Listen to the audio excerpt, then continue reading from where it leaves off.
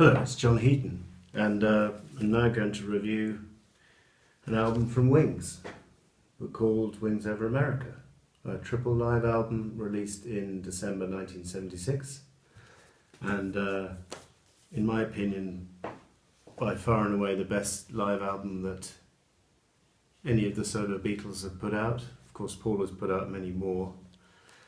And just everything about it, from the cover design by Hypnosis, who also helped out with Speed of Sound and Back to the Egg.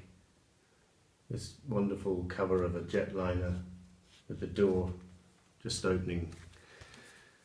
Very evocative cover, and even the inner sleeves starts off with this tiny crack, and then it gets slightly bigger. And then by the time we reach the third disc, it's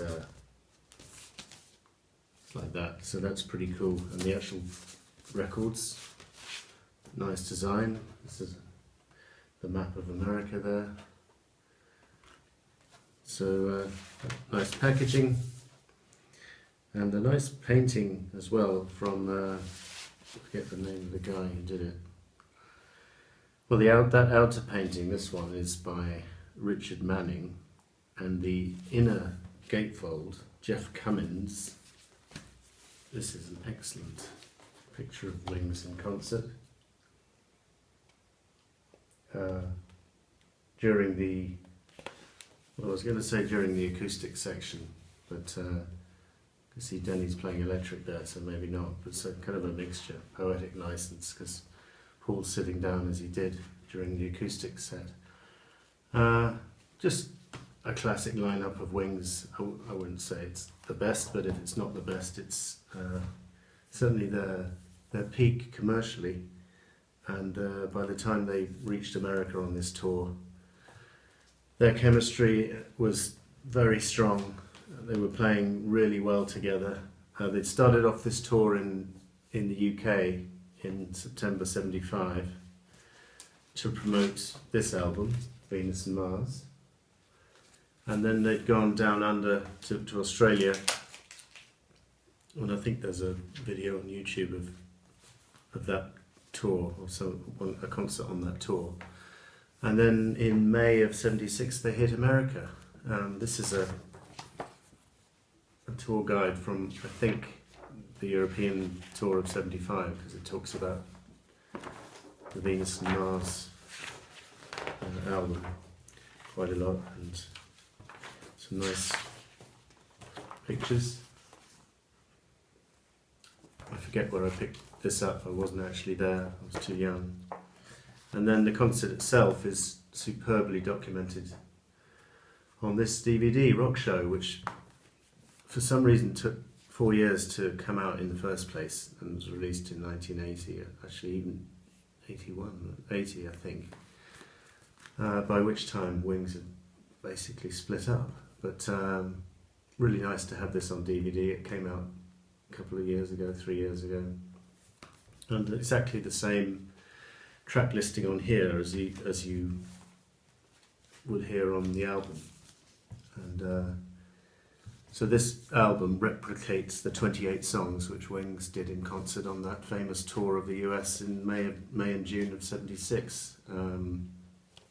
The album is not taken from one show, it's taken from what was considered to be the best recording of each song from, I think, all of the shows were recorded.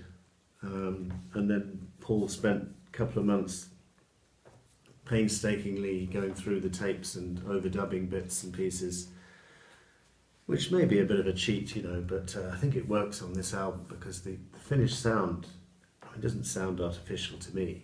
I think he overdubbed some bass and backing vocals parts with the band, but kind of glad he did that, because the sound on this album, you crank up the volume on this album and you're basically there at the concert, and the crowd contribute to the atmosphere, and Paul's bass playing is just sublime throughout. I'm going to show you the poster, which is a little bit, it's not in bad shape considering I've had it for nearly 30 years. nearly 40 years. Double-sided poster. So I think I used to alternate having one side up for a few months and then change it round. I didn't pick up the new archive edition of this vinyl, although it would be nice. So the strength of this album is its wings at their peak, and it's not a kind of nostalgic trip down memory lane like you see him do these days, or you see most artists of the 60s and 70s do these days. It's not a greatest hits retrospective. It is what it is. It's wings. You know, they play, I think, out of 28 songs, they play 5 Beatles songs. And the remaining 23 are all Wings songs, and they're all, for the most part, Wings hits. So, the 5 Beatles songs featured Yesterday, Blackbird, Long and Winding Road, Lady Madonna, and I've Just Seen a Face, and all done superbly, and most of them featured on, all of them featured on side 2 and 3 of this album. And interestingly enough, although you could easily miss this, the credits for those Beatles songs on this particular album are McCartney-Lennon, as opposed to Lennon-McCartney. And whereas Yoko objected to McCartney trying that later on in recent years, at the time there was not a public statement from John or Yoko complaining. And actually, back then in the 70s, it seems less offensive as a move, because this isn't really an attempt to reclaim the Beatles' glories. This is a Wings album of Wings at their peak. These days, if Paul, I think he stopped doing it now, but when he was going on about McCartney-Lennon instead of Lennon-McCartney, I found it a bit pointless. But here, he got away with it, although, you know, you'd have to look literally on the record here to see it. So maybe that's why, maybe no one picked it up, I don't know, or maybe John was never told about it.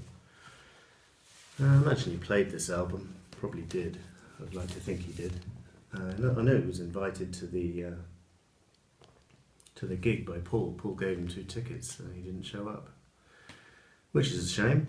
So the album opens with Venus and Mars Rock Show, as the previous year's tour, 75 tour, had opened in England, and it's a great opening number for a concert. I think he has gone back to play this one very occasionally recently. He should do it more often for sure.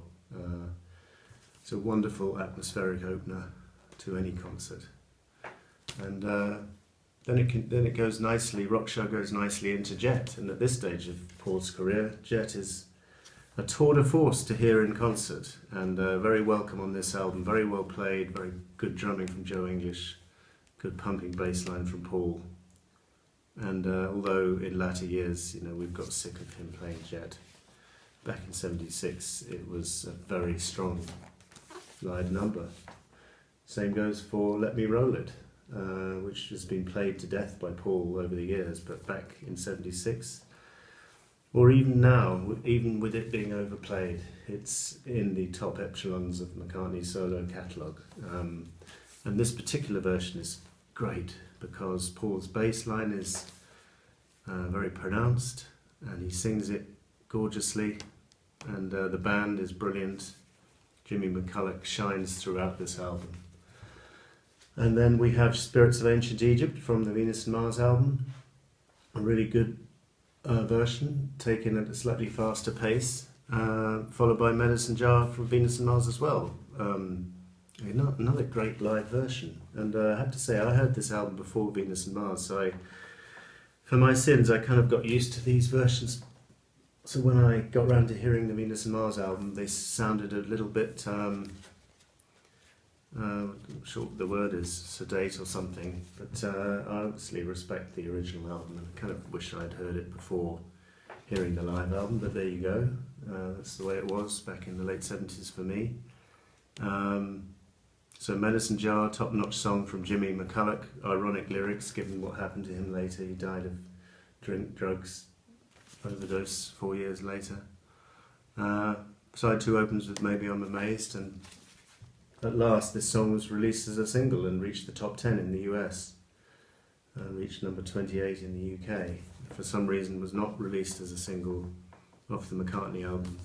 And the only reason I can think of why that was the case is because maybe Paul hadn't done the song full justice in terms of the arrangement on the McCartney album. Certainly this version is more polished. Jimmy McCulloch's solo is just absolutely inspired, and the whole thing just has this classic feel to it. I'm not saying the album version doesn't, but it's a little bit maybe hurried in comparison. And I know most of you prefer the studio version, but I actually probably prefer this live version. So then we go into Call Me Back Again from this album, which actually found its way onto the Wingspan compilation a few years ago. It's kind of a lost track until then, and it's a good album track, and Paul sings it well. It's a kind of bluesy number with a good rasping vocal, and then we go into the Beatles songs, or two Beatles songs, Lady Madonna and Long and Winding Road. Long and Winding Road in particular is, well, they both perform brilliantly, but Long and Winding Road is probably a superior arrangement to the Let It Be album version, in that, you know, it's not drowned in strings, and it's got a very tasteful horn section in it, and very tastefully done. I love the version on this album. Live and Let Die follows, and it was welcome on this 76 tour, although it has to be said it's been played to death over the years. It is a classic song, but one wishes Paul would try digging out a few more of his more obscure songs from his back catalogue, because that one has, I don't really need to hear that one live or otherwise really again. Side 3 opens with a album track from Band on the Run, Picasso's Last Words, with Denny singing the opening line, and a nice story behind this from Dustin Hoffman, which you can hear on the Band on the Run Deluxe archive set. A nice version, and nice to hear it in concert. Hasn't been done since. Richard Cory is next, a Simon and Garfunkel song from The Sound of Silence in 1965. Denny Laine takes the lead and does a spirited version with Paul on harmony vocals for the But I Work in His Factory piece. And I love this. This is during this so-called acoustic set, which starts off with Picasso's Last Words. In fact, takes up the whole of side 3 of this album, where I think maybe Jimmy's playing bass and Denny and Paul are playing acoustic. So they tackle Richard Cory really well. Then they do Bluebird from Bound on the Run gorgeously, with Howie Casey doing the solo that he did on the original album. I've Just Seen a Face, the brilliant 65 track from the Beatles, is done extremely well on here. And then Blackbird from the White Album, pretty much solo Paul here, and Yesterday at the end of side 3, solo Paul. So, you know, in the 60s that probably would have been the end of the concert, but they gave a lot of better value for money in the 70s, and this was only halfway through the concert. And you turn it over to side 4 and you get a very spirited rendition of You Gave Me the Answer from Venus and Mars, with Paul pounding away on the piano and doing this great sort of Fred Astaire type number. Works really well in concert, as does Magneto Entertaining Man, again from Venus and Mars, taken at a slightly faster tempo, and a very spirited version of that.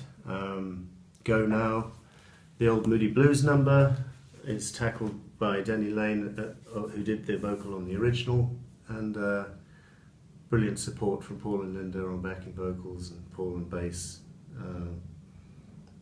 Just a great feel, and Jimmy's solo in the middle. It's just a lovely version of a great song. And then My Love from Red Rose Speedway is done very well, with Jimmy McCulloch supplying the solo instead of Henry McCulloch, and doing it very well, doing it justice. And then side 4 closes with Listen to What the Man Said from Venus and Mars. And by the way, on this album, we've a very good version, maybe taken it slightly too fast a tempo. I think I do prefer the album version of this. And on this superb live album, we have the horn section, Tony Dorsey, Howie Casey, Steve Howard and Thaddeus Richard, who provide brilliant horns throughout, and were actually on this album, which came out at the same time as this tour, and which they were basically promoting on this tour. And side 5 was devoted completely to songs from Speed of Sound, opening up with Let 'Em In, which is just a timeless classic, and then Denny Lane really shines on Time to Hide with Paul letting it go on the bass. Superb, and backing vocals.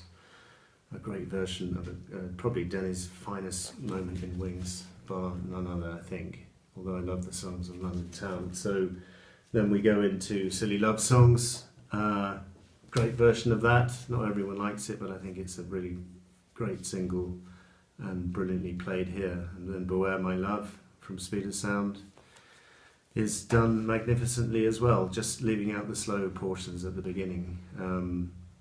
But a rasping vocal, and this song was made to be done on stage, and Paul does it brilliantly. And then the last side, the concert is really building a climax by this stage. You can tell just by listening to it, and possibly the highlight of the entire album is the beginning of side 6 when the guitar comes in for Letting Go, which was great on Venus and Mars, but this version is just staggering. I love it to bits, and then after reaching the heights of that, he then closes the concert with Band on the Run, one of his all-time career solo highlights, which maybe has been played to death now, but back then in '76 was a very welcome song to hear, very natural closer to a concert. And then he comes back for an encore and asks the crowd, anyone fancy some rock and roll? And then he does Hi, Hi, Hi, the modestly successful single from 1972 from Wings, and then finishes the concert with a relatively unknown track called Soily, which had been unreleased at that time had been unreleased on record. And it's quite a spirited closer. It's a strange way to close the album. It's not the best song, but it's certainly nothing wrong with it. So I think one can differentiate live albums between live albums by artists at their peak, such as this one, and maybe The Who live at Leeds, or Eric Clapton's Rainbow Concert perhaps.